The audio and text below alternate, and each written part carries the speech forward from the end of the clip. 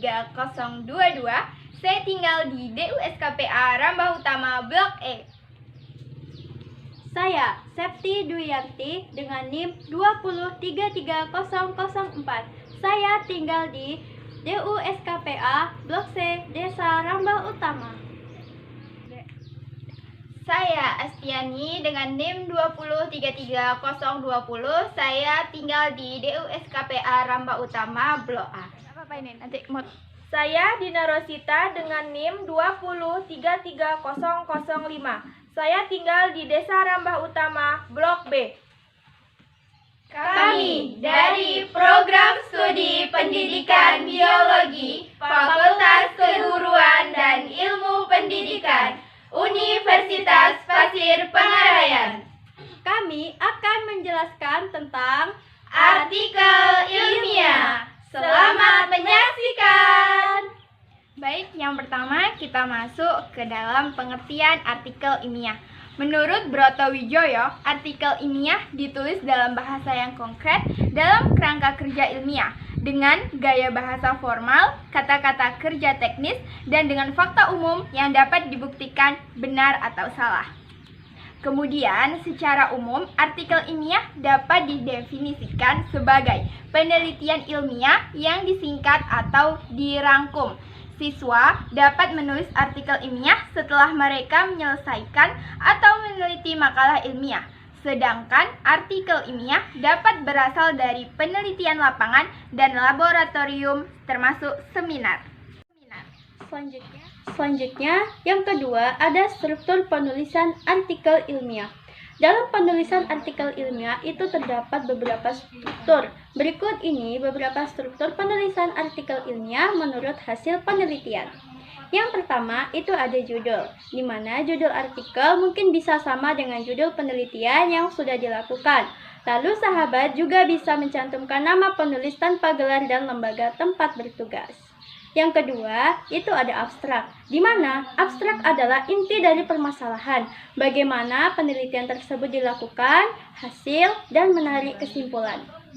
Abstrak sendiri tidak boleh melebihi dari 200 kata, namun ada beberapa majalah atau jurnal yang mewajibkan untuk menulis abstrak menggunakan bahasa Inggris selain dengan bahasa Indonesia.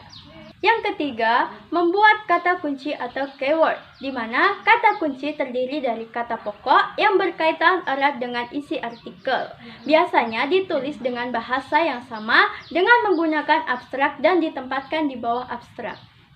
Yang keempat, memulai pendahuluan, di mana dalam pendahuluan ini biasanya memuat latar belakang suatu masalah beserta alasan mengapa masalah tersebut penting untuk diteliti, rumusan masalah, tujuan penelitian, dan mengandung uraian singkat dan lain-lain.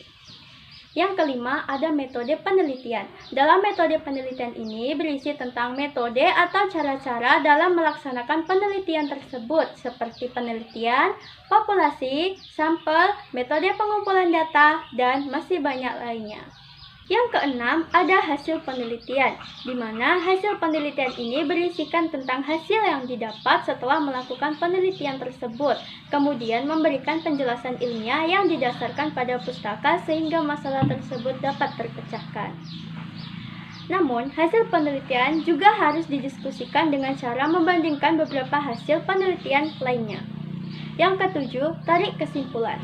Dalam kesimpulan ini berisikan pernyataan singkat terkait hasil penelitian yang didasarkan berdasarkan dengan rumusan masalah.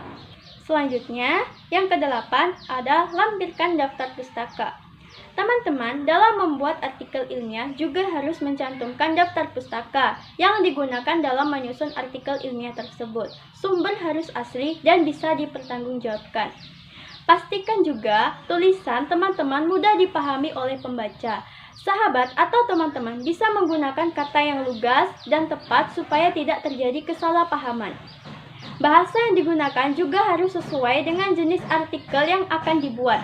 Nah, jadi teman-teman atau sahabat bisa gunakan artikel dan contoh artikel ilmiah penelitian sebagai referensi dalam penulis artikel yang sesuai.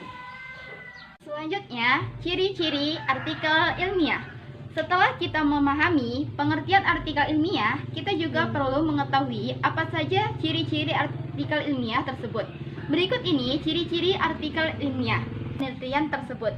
Yang kedua, artikel ilmiah itu objektif. Ini adalah informasi yang diungkapkan sesuai dengan karakteristik objek. Jika pencarian diulang, hasilnya sama. Yang ketiga, artikel ilmiah harus didasarkan pada pemikiran ilmiah yang logis dan empiris. Yang keempat, artikel ilmiah sistematis. Ini berarti bahwa komposisi kontennya sistematis dan dimulai dengan judul, ringkasan, pengantar, metode penelitian, hasil diskusi, dan kesimpulan. Bab sub, bab, dan bagian individu juga diberi. Kelima, artikel ilmiah dikembangkan berdasarkan rujukan atau referensi, dilengkapi dengan daftar pustaka atau biografi. Keenam, informasi artikel ilmiah bersifat eksplisit.